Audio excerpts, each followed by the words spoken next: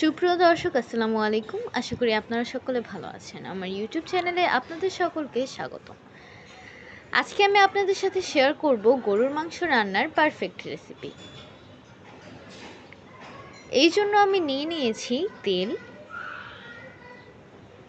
এখন এতে দিয়ে দিচ্ছি 1.5 কাপ পরিমাণের পেঁয়াজ কুচি। পেঁয়াজটাকে বাদামি কালার হওয়ার আগ পর্যন্ত ভালোভাবে নাড়তে হবে। এখন দিয়ে দিচ্ছি 9টা এলাচ, 4টা দারচিনি এবং 3টা তেজপাতা আমি টুকরা টুকরো করে নিয়েছি, দিয়ে দিলাম।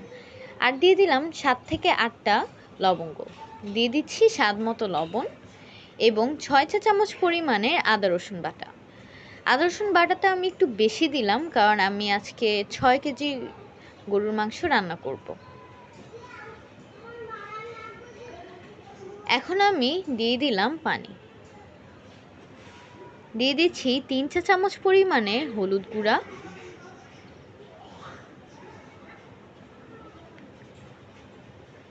3 চা চামচ পরিমাণে মরিচ গুঁড়া,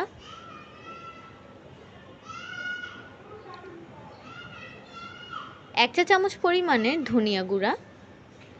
এখন ভালোভাবে কষিয়ে নিচ্ছি। মরিচ গুঁড়াটা আপনারা নিজেদের স্বাদ মতো কমিয়ে বা বাড়িয়ে দিতে পারবেন।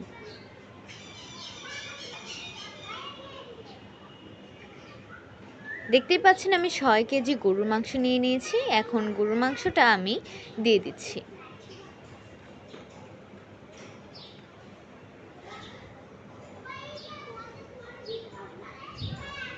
এখন ভালোভাবে নেড়ে চেড়ে কষিয়ে নিতে হবে।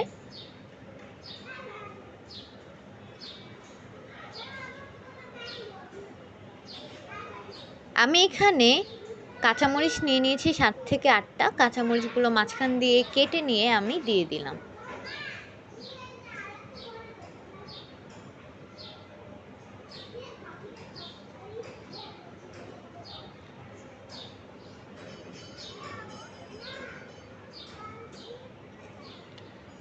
ঝোল করার জন্য আমি সামান্য পরিমাণে পানি দিয়ে দিলাম। যদিও আমি বেশি ঝোল করব না, তাই বেশি পানি দেই নাই। একটু পরপর ভালোভাবে নেড়ে দিতে হবে যেন নিচ দিয়ে লেগে না যায় এবং সব দিক দিয়ে ভালোভাবে মাংসটা রান্না হয়। দিয়ে দিচ্ছি 1/3 চা চামচ পরিমাণে জিরার গুঁড়া, মানে 1 চা চামচের থেকে সামান্য একটু কম।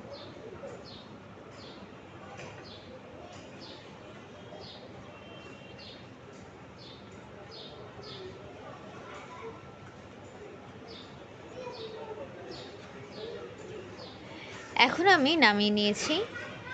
অল্প সময় তৈরি হয়ে গেল সুস্বাদু গরুর মাংস। ভিডিওটি ভালো লাগলে লাইক, কমেন্ট, শেয়ার করবেন। চ্যানেলটি সাবস্ক্রাইব করে পাশে থাকবেন। ভিডিওটি এই পর্যন্ত দেখার জন্য ধন্যবাদ।